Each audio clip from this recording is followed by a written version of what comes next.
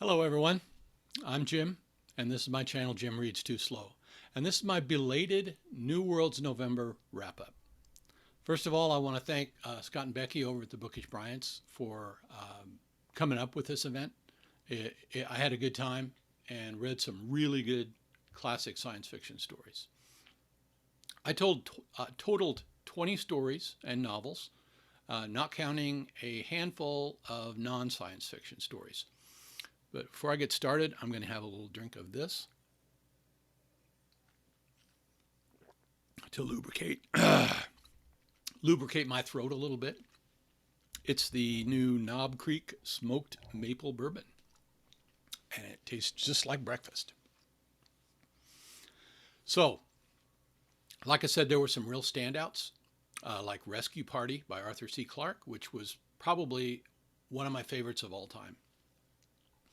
I also love Nightfall by Isaac Asimov. Then E.M. Forster's The Machine Stops. The Tunnel Under the World by Frederik Pohl. The Fourth Profession by Larry Niven. I always love some Larry Niven.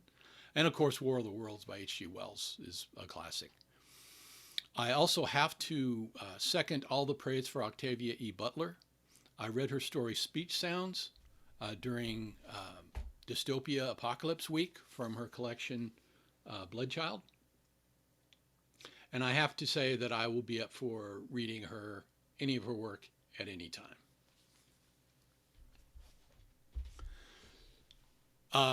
The most entertaining story, I would have to say, that I read during the month is Philly Killed His Car by Will McIntosh from the July and August issue of Asimov's science fiction magazine. I talked about it a little bit in my video covering AI and Robot Week, and Steve Donahue even talked about it as well. It takes place in a world in the not too distant future when artificial intelligence is in everything. It's in cars, toasters, cell phones, of course. The main character wears boots that have automatic lifts in them. That's AI. Just about everything you could think of. And the AI has become sentient. It talks among itself. It's judgmental. It's overbearing in some cases. It's friendly. It's not too friendly. There's even one scene where in the background, the story is on the news about AI going before Congress seeking the right to vote. So that's how far its sentience has advanced. The main character is just a regular guy who wants to live his life with his family. When his car, this overly expensive car that he didn't want in the first place, gets in the way. I really recommend this story. If you can find this magazine, if you can find the story anywhere, read it. It's great. So anyway, a lot of the stories I read, I was able to read online. Even my first Stephen King story, The End of the Whole Mess.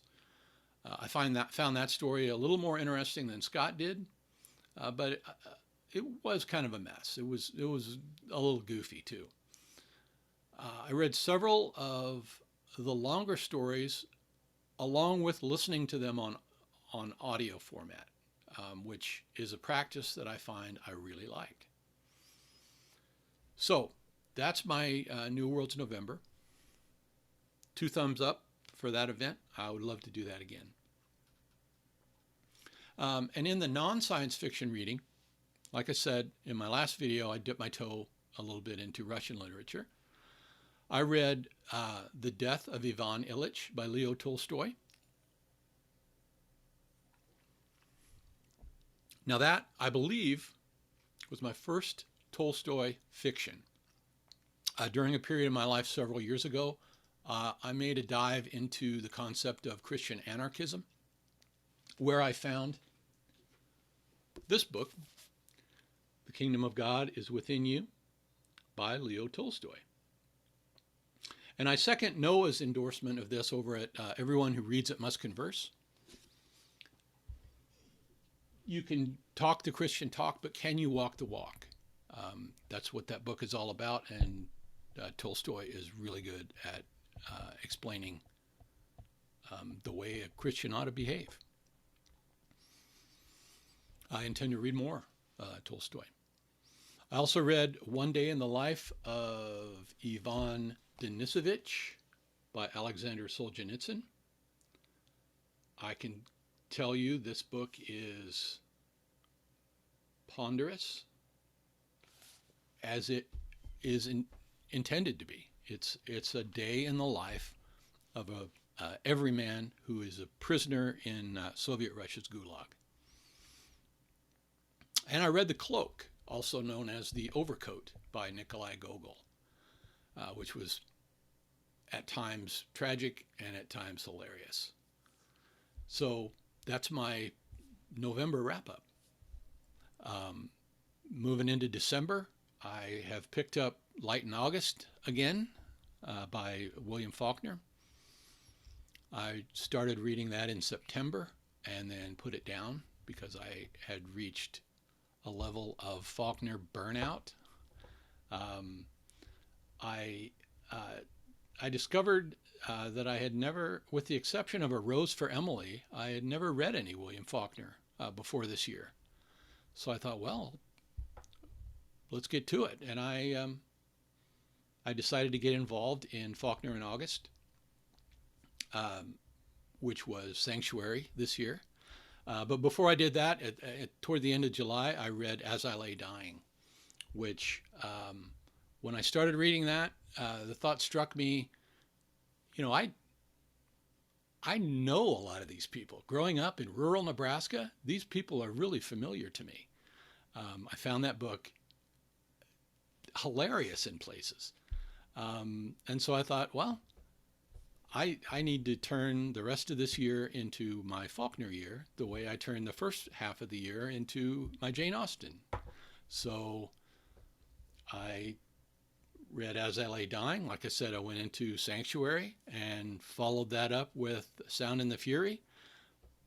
September, I picked up Light in August, read the first chapter, and I needed a breather.